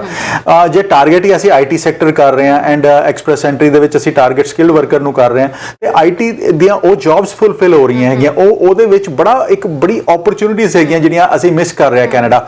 ਬਿਕੋਜ਼ ਤੁਹਾਨੂੰ ਯਾਦ ਹੋਏਗਾ ਸਿਲੀਕਨ ਵੈਲੀ ਜਿਹੜੀ ਬਣੀ ਸੀਗੀ ਉਹ ਬਣੀ ਹੀ ਐਸੇ ਕਰਕੇ ਸੀਗੇ ਬਿਕੋਜ਼ ਆਈਟੀ ਨੂੰ ਫੋਕਸ ਕਰਕੇ ਹੀ ਬਣੀ ਸੀ, ਸੌਫਟਵੇਅਰ ਨੂੰ ਫੋਕਸ ਕਰਕੇ ਬਣੀ ਸੀ। ਇਸੇ ਤਰ੍ਹਾਂ ਆ ਓਪਰਚੁਨਿਟੀਜ਼ ਇੱਥੇ ਹੈਗੀਆਂ। ਇਸੇ ਤਰ੍ਹਾਂ ਜਿਹੜੇ ਮਸ਼ੀਨਿਸਟ ਹੈਗੇ ਨੇ, ਜਿਹੜੇ ਕੁਕਸ ਹੈਗੇ ਨੇ, ਸ਼ੈਫਸ ਹੈਗੇ ਨੇ, ਬੇਕਰਸ ਹੈਗੇ ਨੇ, ਪਲੰਬਰਸ ਹੈਗੇ ਨੇ, ਉਹ ਜਿਹੜਾ ਸ਼ਾਰਟਫਾਲ ਹੈਗਾ ਬਹੁਤ ਸਾਰੀ municipalities they are asking for these occupations, ਉਹ ਟ੍ਰੇਡਸ ਵਾਸਤੇ ਪੁੱਛ ਰਹੇ ਨੇ, ਫੁੱਲਫਿਲ ਪੁਸ਼ ਕਰ ਰਹੇ ਨੇ। ਸਾਨੂੰ ਅਕਸਰ ਇਹ ਵੀ ਸਵਾਲ ਆਉਂਦਾ ਹੈ ਕਿ ਜਦੋਂ ਵੀ ਇਦਾਂ ਡਰਾਸ ਨਿਕਲਦੇ ਆ ਜਾਂ ਪੂਰਾ ਟੀਚਾ ਰੱਖਿਆ ਜਾਂਦਾ, ਜਿਵੇਂ 4 ਲੱਖ ਪਲੱਸ ਦਾ ਇਸ ਵਾਰੀ ਟੀਚਾ ਰੱਖਿਆ ਗਿਆ, ਤਾਂ ਉਸ ਵੇਲੇ ਕੀ ਜਿਹੜੀ ਪ੍ਰੋਵਿੰਸ਼ੀਅਲ ਸਰਕਾਰ ਨਾਲ ਵੀ ਕੋਈ ਵਿਚਾਰ ਵਟਾਂਦਰਾ ਹੁੰਦਾ? ਇਦਾਂ ਕਿਉਂ ਨਹੀਂ ਕੀਤਾ ਜਾਂਦਾ ਕਿ ਜਿਹੜੇ ਸੈਕਟਰ ਦੇ ਵਿੱਚ ਜ਼ਿਆਦਾ ਜ਼ਰੂਰਤ ਹੈਗੀ ਆ ਕਾਮਿਆਂ ਦੀ, ਉਸ ਸੈਕਟਰ ਨੂੰ ਜ਼ਿਆਦਾ ਉਤਸ਼ਾਹਿਤ ਕੀਤਾ ਜਾਵੇ, ਵੀ ਸਰਕਾਰ ਉਹਦੇ ਵੱਲ ਫੋਕਸ ਕਰੇ ਕਿ ਉਹ ਵਾਲੇ ਇਮੀਗ੍ਰੈਂਟਸ ਜ਼ਿਆਦਾ ਲੈ ਕੇ ਆਉਣ? ਇਸੇ ਤਰ੍ਹਾਂ ਹੀ ਹੁੰਦਾ ਤਰਨ। ਪਹਿਲੇ ਤੁਹਾਨੂੰ ਯਾਦ ਹੋਵੇਗਾ ਐਕਸਪ੍ਰੈਸ ਐਂਟਰੀ ਦੇ ਵਿੱਚ ਇਨੀਸ਼ੀਅਲੀ 2 ਇਅਰਸ ਦੇ ਵਰ ਓਨਲੀ ਸਿਲੈਕਟਿਵ ਆਕੂਪੇਸ਼ਨਸ। ਉਹਨਾਂ ਆਕੂਪੇਸ਼ਨਸ ਦੇ ਵਿੱਚ ਫਾਲ ਕਰਦੇ ਹੋ ਤੇ ਤੁਹਾਡੀ ਐਪਲੀਕੇਸ਼ਨ ਪਿਕ ਹੁੰਦੀ ਸੀ, ਬਾਕੀ ਟ੍ਰੇਡਸ ਪਿਕ ਨਹੀਂ ਹੁੰਦੇ ਸੀ, ਬਾਕੀ ਆਕੂਪੇਸ਼ਨਸ ਪਿਕ ਨਹੀਂ ਹੁੰਦੇ ਸੀਗੇ। ਸੋ ਉਹ 30-35 ਆਕੂਪੇਸ਼ਨਸ ਇਹੋ ਜਿਹੇ ਗਵਰਨਮੈਂਟ ਨੇ ਸ਼ਾਰਟਲਿਸਟ ਕੀਤੇ ਹੋਏ ਸੀਗੇ। ਬਟ ਹੁਣ ਪੀਐਨਪੀਜ਼ ਨੂੰ ਇੰਨੀ ਪਾਵਰ ਦਿੱਤੀ ਗਈ, ਹਰ ਪ੍ਰੋਵਿੰਸ ਨੂੰ ਇੰਨੀ ਪਾਵਰ ਦਿੱਤੀ ਗਈ ਹੈ ਕਿ ਉਹ ਆਪਣੇ ਸ਼ਾਰਟਫਾਲਸ ਆਪਣੇ ਆਪ ਪੂਰੇ ਕਰ ਸਕਦੇ ਨੇ। So that is the reason ਅੱਜ ਵੀ ਅਸੀਂ ਓਨਟਾਰੀਓ ਦੇ ਵਿੱਚ ਟ੍ਰੇਡ ਡਰਾਅ ਦੇਖਿਆ ਹੈਗਾ। ਸੋ ਇਸੇ ਤਰ੍ਹਾਂ ਆਈਟੀ ਡਰਾਅ ਅਸੀਂ ਦੇਖਦੇ ਹਾਂ, ਟੈਕ ਡਰਾਅ ਦੇਖਦੇ ਹਾਂ, ਉਹ ਬੇਸਿਕਲੀ ਉਹਨਾਂ ਟਾਰਗੇਟਡ ਆਕੂਪੇਸ਼ਨਸ ਨੂੰ ਟਾਰਗੇਟ ਕੀਤਾ ਜਾਂਦਾ ਹੈਗਾ। ਸੋ ਗਵਰਨਮੈਂਟ ਜਿਹੜਾ ਵੀ ਪਲਾਨ ਕਰਦੀ ਹੈਗੀ, ਭਾਵੇਂ ਫੈਡਰਲ ਗਵਰਨਮੈਂਟ ਦੀ ਗੱਲ ਕਰੀਏ, ਉਹ ਪ੍ਰੋਵਿੰਸਸ ਦੇ ਨਾਲ, ਸਟੇਕ ਹੋਲਡਰਸ ਦੇ ਨਾਲ ਬੈਠ ਕੇ ਡਿਸਕਸ਼ਨਸ ਹੁੰਦੀਆਂ, ਹਾਈ ਲੈਵਲ ਡਿਸਕਸ਼ਨਸ ਹੁੰਦੀਆਂ ਐਂਡ ਇਵੈਂਚੁਅਲੀ ਦੇ ਕਮ ਅਪ ਵਿਦ ਸੱਚ ਪਲਾਨਸ। ਕੁਝ ਇਹ ਵੀ ਸਾਨੂੰ ਕੁਐਸਚਨਸ ਆਉਂਦੇ ਆ ਕਿ ਜਿਵੇਂ ਕੁਝ ਪ੍ਰੋਵਿੰਸਸ ਨੇ ਉਹਨਾਂ ਉੱਤੇ ਜ਼ਿਆਦਾ ਭਾਰ ਪੈਂਦਾ ਹੈ। ਅਸੀਂ ਗੱਲ ਕਰੀਏ BC ਦੀ ਗੱਲ ਕਰ ਲਈਏ ਜਾਂ ਫਿਰ ਆਪਾਂ ਓਨਟਾਰੀਓ ਦੀ ਐਗਜ਼ਾਮਪਲ ਲੈ ਕੇ ਚੱਲ ਜਾਈਏ ਕਿ ਇੱਥੇ ਸਟੂਡੈਂਟਸ ਜਾਂ ਇਮੀਗ੍ਰੈਂਟਸ ਜ਼ਿਆਦਾ ਸੰਖਿਆ ਦੇ ਵਿੱਚ ਆਉਂਦੇ ਆ। ਇਹ ਕੀ ਫੈਡਰਲ ਸਰਕਾਰ ਇਸ ਦੇ ਲਈ ਜ਼ਿੰਮੇਦਾਰ ਹੁੰਦੀ ਹੈ ਜਾਂ ਫਿਰ ਓਨਟਾਰੀਓ ਦੀ ਪ੍ਰੋਵਿੰਸ਼ੀਅਲ ਸਰਕਾਰ ਇਸ ਲਈ ਜ਼ਿੰਮੇਦਾਰ ਹੈਗੀ ਹੈ ਕਿ ਇੰਨੀ ਵੱਡੀ ਗਿਣਤੀ ਦੇ ਵਿੱਚ ਇੱਥੇ ਆਉਂਦੇ ਆ ਤੇ ਇਹਦੇ ਨਾਲੋਂ ਜੇ ਅਲੱਗ-ਅਲੱਗ ਪ੍ਰੋਵਿੰਸਸ ਦੇ ਵਿੱਚ ਭੇਜਿਆ ਜਾਵੇ ਉਹ ਜ਼ਿਆਦਾ ਬੈਟਰ ਨਹੀਂ ਹੈ? ਇਹ ਤੁਹਾਡਾ ਨਹੀਂ ਹੈ, ਇਹ ਬਹੁਤ ਸਾਰੇ ਦਰਸ਼ਕ ਮੈਨੂੰ ਕੁਐਸਚਨ ਕਰਦੇ ਆ ਤਾਂ ਕਰਕੇ ਜੀ ਤਰਨ। Basically this is a okay, ਹੁੰਦਾ ਕੀ ਹੈ ਕਿ ਸਾਡੀ ਮੈਕਸਿਮਮ ਪੋਪੂਲੇਸ਼ਨ ਓਨਟਾਰੀਓ ਦੇ ਵਿੱਚ ਹੈਗੀ ਹੈ ਐਂਡ ਓਨਟਾਰੀਓ ਦੇ ਵਿੱਚ ਵੀ GTA ਦੇ ਵਿੱਚ ਆ ਕੇ ਸਾਡੀ ਪੋਪੂਲੇਸ਼ਨ ਮਤਲਬ ਮੈਕਸਿਮਮ ਪੋਪੂਲੇਸ਼ਨ ਕੈਨੇਡਾ ਦੀ ਲਿਮਿਟ ਹੋ ਜਾਂਦੀ ਹੈਗੀ ਹੈ। ਇਸੇ ਤਰ੍ਹਾਂ BC ਦੀ ਗੱਲ ਕਰੀਏ, British Columbia, greater Vancouver area ਦੇ ਵਿੱਚ ਆ ਕੇ ਉੱਥੇ ਇੱਕ ਲਿਮਿਟ ਹੋ ਗਿਆ। ਹਰ ਜਿਹੜਾ ਇਮੀਗ੍ਰੈਂਟ ਵਾਕ ਇਨ ਕਰ ਰਿਹਾ, ਹਰ ਸਟੂਡੈਂਟ ਜਿਹੜਾ ਵਾਕ ਇਨ ਕਰ ਰਿਹਾ ਕੈਨੇਡਾ ਦੇ ਵਿੱਚ ਜਾਂ ਟਰੈਵਲ ਇਨ ਕਰ ਰਿਹਾ ਹੈਗਾ, ਉਹਨਾਂ ਦੇ ਰਿਸ਼ਤੇਦਾਰ ਉਹਨਾਂ ਇਸ ਦੇ ਵਿੱਚ ਉਹਨਾਂ ਦੀ ਇੰਟੈਂਸ਼ਨ ਹੁੰਦੀ ਕਿ ਅਸੀਂ ਕਿਸੇ ਸਪੋਰਟ ਸਿਸਟਮ ਨੂੰ ਲੱਭਦੇ ਹਾਂ।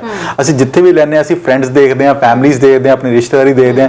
ਜਿੱਥੇ ਵੀ ਸਪੋਰਟ ਸਿਸਟਮ ਸਾਨੂੰ ਬੈਟਰ ਲੱਗਦਾ, ਸਾਨੂੰ ਲੱਗਦਾ ਕਿ ਇੱਥੇ ਜਾ ਕੇ ਸਾਡਾ ਐਸਟੈਬਲਿਸ਼ਮੈਂਟ ਬੈਟਰ ਹੋ ਸਕਦੀ ਹੈ। So that is the reason ਇਹਨਾਂ ਜਗ੍ਹਾ ਦੇ ਵਿੱਚ ਰਹਿ ਜਾਂਦੇ ਹਾਂ।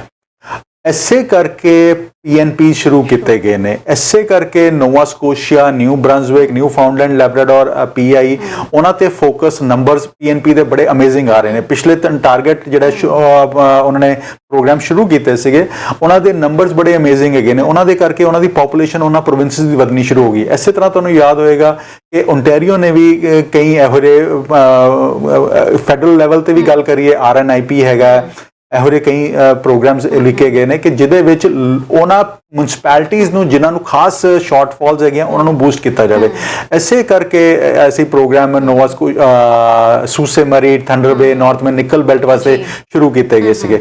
ਸੋ ਆ ਸਾਰੀਆਂ ਚੀਜ਼ਾਂ ਟਾਰਗੇਟ ਕਰਕੇ ਹੀ ਉਸ ਮਿਊਨਿਸਪੈਲਿਟੀਜ਼ ਦੇ ਨਾਲ, ਉਹਨਾਂ ਮੇਅਰਸ ਦੇ ਨਾਲ ਬੈਠ ਕੇ, ਸਟੇਕ ਹੋਲਡਰਸ ਦੇ ਨਾਲ ਬੈਠ ਕੇ, ਪ੍ਰੋਵਿੰਸਸ ਦੇ ਨਾਲ ਬੈਠ ਕੇ, ਉਹ ਕਿਹੜੀ ਸਿਟੀਜ਼ ਨੂੰ ਪ੍ਰਮੋਟ ਕਰਨਾ ਚਾਹੁੰਦੇ ਨੇ, ਉਹਨਾਂ ਨੂੰ ਬੈਠ ਕੇ ਆ ਸਾਰੀ ਚੀਜ਼ਾਂ ਡਿਸਕਸ ਹੁੰਦੀਆਂ ਹੈਗੀਆਂ। ਬਿਲਕੁਲ ਸਰ, ਅਗਲੇ ਟੌਪਿਕ ਤੇ ਚੱਲੀਏ ਤਾਂ ਬੀਤੇ ਕੁਝ ਸਮੇਂ ਦੇ ਵਿੱਚ, ਕੁਝ ਮਹੀਨਿਆਂ 'ਚ ਅਸੀਂ ਦੇਖਿਆ ਕਿ ਸਪਾਊਸਲ ਵੀਜ਼ੇ ਵਾਲਿਆਂ ਨੇ ਕਾਫੀ ਜ਼ਿਆਦਾ ਸਰਕਾਰ ਦੇ ਵਿਰੁੱਧ ਨਾਅਰੇਬਾਜ਼ੀ ਕੀਤੀ ਸੀ, ਜਿਸ ਤੋਂ ਬਾਅਦ ਸਰਕਾਰ ਨੇ ਵੀ ਥੋੜਾ ਜਿਹਾ ਉਹਨਾਂ ਵਧਨੀ ਸਟੈਪ ਚੱਕਿਆ ਤੇ ਕੁਝ ਐਕਸਟਰਾ ਲੇਬਰ ਵੀ ਇਹਦੇ ਵਿੱਚ ਲਗਾਈ ਗਈ, ਮੈਨ ਫੋਰਸ ਲਗਾਇਆ ਗਿਆ ਤੇ ਹੁਣ ਸਪਾਊਸਸ ਕੇਸਿਸ ਨੂੰ ਜਿਹੜਾ ਪਹਿਲ ਦੇ ਆਧਾਰ ਤੇ ਦੇਖਿਆ ਜਾ ਰਿਹਾ। ਇਸ ਤੋਂ ਇਲਾਵਾ ਵੀ ਸਰਕਾਰ ਨੇ ਇੱਕ ਨਵੀਂ ਅਪਡੇਸ਼ਨ ਦਿੱਤੀ ਹੈ, ਇਹਦੇ ਵਿੱਚ ਗੱਲ ਕੀਤੀ ਜਾ ਰਹੀ ਹੈ ਕਿ ਡੂਅਲ ਇੰਟੈਂਟ ਦੇ ਬਾਰੇ ਵਿੱਚ। ਇਹ ਕੀ ਚੀਜ਼ ਹੈ ਸਰ? ਤਾਂ ਬੇਸਿਕਲੀ ਹੋ ਕੀ ਰਿਹਾ ਸੀਗਾ ਕਿ ਜਦੋਂ ਤੁਸੀਂ ਫਾਈਲ ਲਗਾਤੀ ਸਪਾਊਸ ਨੂੰ ਸਪਾਂਸਰ ਕਰਨ ਵਾਸਤੇ ਤੇ ਤੁਸੀਂ ਟੈਂਪਰੇਰੀ ਵੀਜ਼ਾ ਆਪਣੇ ਸਪਾਊਸ ਦਾ ਲੈ ਸਕਦੇ ਹੋ ਜਾਂ ਨਹੀਂ ਲੈ ਸਕਦੇ। ਡੂਅਲ ਇੰਟੈਂਟ ਦੇ ਵਿੱਚ ਆਫੀਸਰ ਦੇਖਣਾ ਚਾਹੁੰਦਾ ਹੈਗਾ ਕਿ ਇੰਟੈਂਸ਼ਨ ਕੀ ਹੈਗੀ ਹੈ ਫੋਰਨ ਨੈਸ਼ਨਲ ਦੀ, ਕਿਹੋ ਜਿਹਾ ਕਿਹੜਾ ਪਰਮਾਨੈਂਟ ਰੈਜ਼ੀਡੈਂਟ ਦੀ ਫਾਈਲ ਜੇ ਲਗਾਤੀ ਹੈ ਤੇ ਉਹਦੀ ਇੰਟੈਂਸ਼ਨ ਕੀ ਹੈਗੀ, ਉਹਨੂੰ ਪ੍ਰੀਕਲੂਡ ਕੀਤਾ ਜਾਏਗਾ ਕਿ ਟੈਂਪਰੇਰੀ ਫਾਈਲ ਲਗਾ ਹੀ ਨਹੀਂ ਸਕਦਾ ਜਾਂ ਲਗਾ ਸਕਦਾ ਹੈਗਾ। ਸੋ ਉਹ ਇੰਟੈਂਸ਼ਨਸ ਨੂੰ ਆਫੀਸਰਸ ਦੇਖਦੇ ਪਏ ਨੇ। ਸੋ ਖਾਸ ਕਰ ਜਦੋਂ ਇੰਨਾ ਰੋਲਾ ਪਿਆ ਉਸ ਤੋਂ ਬਾਅਦ ਆਫੀਸਰਸ ਨੇ ਡੂਅਲ ਇੰਟੈਂਟ ਦੇ ਉੱਤੇ ਫੋਕਸ ਜ਼ਿਆਦਾ ਵਧਾ ਦਿੱਤਾ ਹੈਗਾ। ਹੁਣ 30th October onwards there is a more focus towards dual intent applications। dual intent के ਜਿਹੜਾ ਟੈਂਪਰੇਰੀ ਰੈਜ਼ੀਡੈਂਟ ਜਿਨ੍ਹਾਂ ਦੀ ਫਾਈਲ ਪਰਮਾਨੈਂਟ ਰੈਜ਼ੀਡੈਂਸੀ ਲੱਗੀ ਹੋਈ ਹੈ ਉਹ ਟੈਂਪਰੇਰੀ ਟਰੈਵਲ ਕਰ ਸਕਦੇ ਨੇ ਜਾਂ ਨਹੀਂ ਕਰ ਸਕਦੇ। Is there anything which will hold them back? Officers ਨੂੰ ਕੀ ਐਕਸਟਰਾ ਤਰੀਕੇ ਨਾਲ ਦੇਖਣੀ ਚਾਹੀਦੀਆਂ ਉਹ ਫਾਈਲਾਂ? ਆਫੀਸਰ ਨੂੰ ਦੇਖਣਾ ਚਾਹੀਦਾ ਇੰਟੈਂਸ਼ਨਸ ਆਈਆਂ ਹੈਗੀਆਂ ਐਂਡ IRCC ਵੱਲੋਂ ਸਟੱਡੀਜ਼ ਵੀ ਆਈਆਂ ਐਂਡ ਉਹਨਾਂ ਨੇ ਆਫੀਸਰਸ ਨੂੰ ਕਿਹਾ ਵੀ ਹੈਗਾ, ਇੰਟੈਂਟ ਵੀ ਦਿੱਤੀ ਹੈਗੀ ਹੈ ਕਿ ਤੁਸੀਂ ਦੇਖਣਾ ਹੈਗਾ ਕਿ ਉਹਨਾਂ ਦੀ ਇੰਟੈਂਸ਼ਨ ਕਿਸ ਤਰ੍ਹਾਂ ਦੀ ਹੈਗੀ, ਡਾਕੂਮੈਂਟੇਸ਼ਨ ਕਿਸ ਤਰ੍ਹਾਂ ਦੀ ਹੈਗੀ, ਉਹਨਾਂ ਦੇ ਸਪੋਰਟਿੰਗ ਡਾਕੂਮੈਂਟੇਸ਼ਨਸ, ਉਹਨਾਂ ਦੇ ਕੋਲ ਫਾਈਨੈਂਸ਼ੀਅਲਸ ਕਿਸ ਤਰ੍ਹਾਂ ਦੇ ਹੈਗੇ ਨੇ ਐਂਡ ਉਹਨਾਂ ਦੀ ਜੈਨੂਇਨਲੀ ਇੰਟੈਂਸ਼ਨ ਹੈਗੀ ਹੈ ਜਾ ਕੇ ਟੈਂਪਰੇਰੀ ਵਾਪਸ ਆਉਣ ਦੀ ਜਾਂ they want to settle down there. So uh ਸਾਰੀਆਂ ਇੰਟੈਂਸ਼ਨ ਨੂੰ ਲੈ ਕੇ ਡੂਅਲ ਇੰਟੈਂਟ ਐਪਲੀਕੇਸ਼ਨਸ ਦੇ ਉੱਤੇ ਕੰਮ ਹੋਏਗਾ। ਜੇ ਟੈਂਪਰੇਰੀ ਐਪਲੀਕੇਸ਼ਨ ਤੁਸੀਂ ਪੁੱਟ ਅਪ ਕਰਦੇ ਹੋ ਤੇ ਉਹਦੇ ਵਾਸਤੇ ਇਹ ਸਾਰੀ ਚੀਜ਼ਾਂ ਨੂੰ ਦੇਖਿਆ ਜਾਏਗਾ। ਜੀ ਇਹਦੇ ਬਾਰੇ ਗੱਲ ਕਰਾਂਗੇ। ਇੱਕ ਦਰਸ਼ਕ ਸਾਡੇ ਨਾਲ ਜੁੜ ਗਏ ਨੇ। ਹੈਲੋ, ਸਤਿ ਸ਼੍ਰੀ ਅਕਾਲ। ਸਤਿ ਸ਼੍ਰੀ ਅਕਾਲ ਜੀ। ਸਤਿ ਸ਼੍ਰੀ ਅਕਾਲ ਪੁੱਛ ਰਹੀ ਕਿ ਸਰ ਜੀ ਮੈਂ ਆਪਣੇ ਮਤਲਬ ਸੁਪਰ ਵੀਜ਼ਾ ਇੰਡੀਆ ਤੋਂ ਅਪਲਾਈ ਕਰਨਾ ਤੇ ਉਹਨਾਂ ਵਾਸਤੇ ਪਹਿਲਾਂ ਮੈਡੀਕਲ ਕਰਾਉਣਾ ਪਏਗਾ ਜਾਂ ਮੈਡੀਕਲ ਜੋ CIC ਰਿਕੁਐਸਟ ਕਰਦੀ ਉਦੋਂ ਚਾਹੀਦਾ ਹੈ?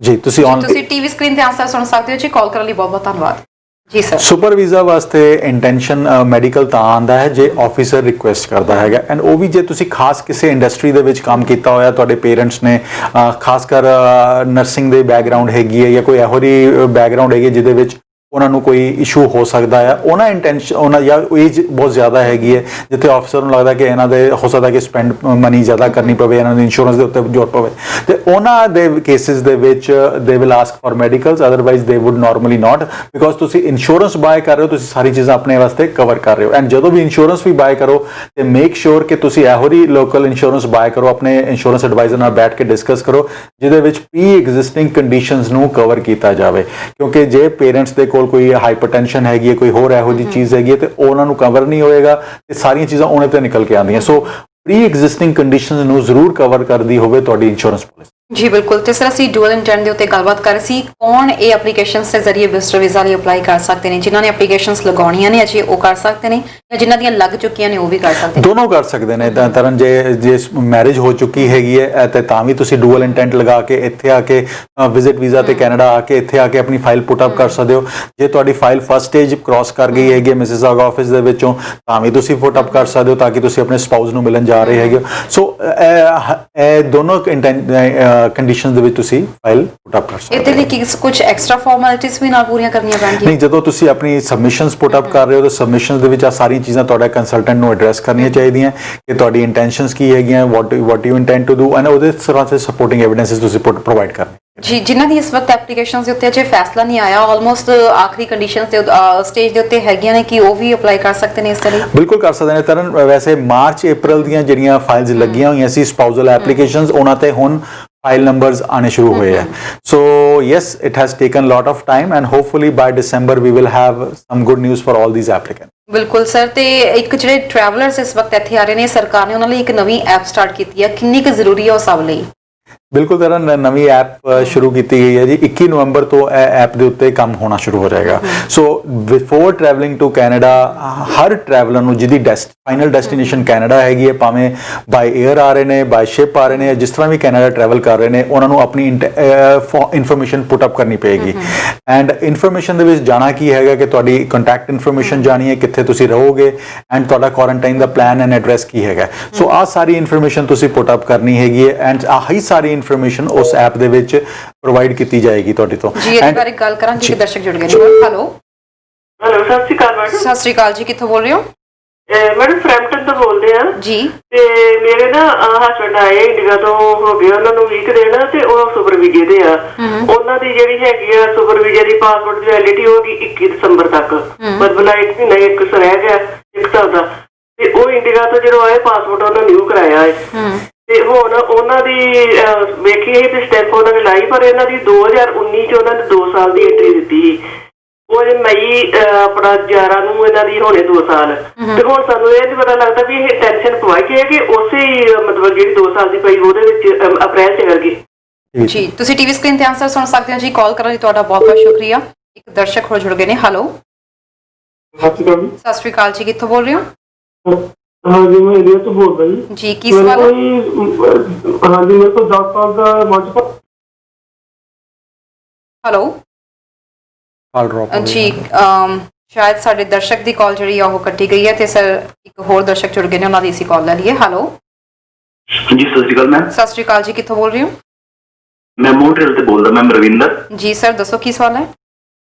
ਮੈਂ ਇਹ ਪੁੱਛਣਾ ਸੀਗਾ ਕਿ ਜਦੋਂ ਅਸੀਂ ਰਿਫਿਊਜੀ ਕੇਸ ਲਗਾ ਕੇ ਪੀਆਰ ਕਾਰਡ ਲੈ ਲੈਂਦੇ ਆ ਤੇ उसके बाद अपन सिटीजनशिप अप्लाई करते हैं ते वो सिटीजनशिप अप्लाई पीआर होने के बाद अप्लाई 3 साल गिने जाने या जदों ओदा किसी का भी केस एक्सेप्ट होया उसके बाद काउंट होने 3 साल सिटीजनशिप अप्लाई करने ਲਈ?